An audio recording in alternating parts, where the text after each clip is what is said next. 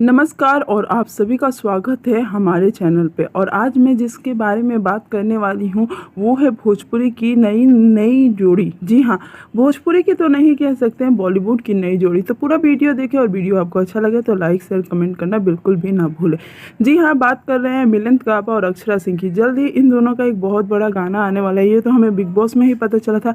लेकिन एक बहुत बड़ी न्यूज़ ये सामने आ रही है कि अक्षरा सिंह जल्द ही कलर्स टीवी के एक नए शो में हमें दिखने वाली है, जिसमें प्रिंस जी और जिशान, मिलिंद गाबा, अक्षरा सभी एक साथ नजर आने वाले। तो आप समझ सकते हैं किस लेवल का शो होने वाला है।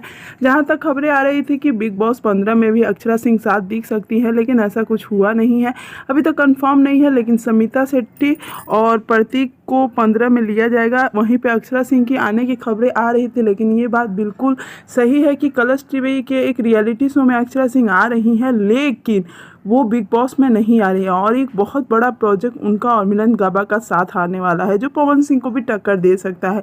जैसे ही और कोई अपडेट मिलेगी आप तक लेकर आऊँगी, तब तक हमारे चैनल को सब्सक्राइब करना बिल्कुल ना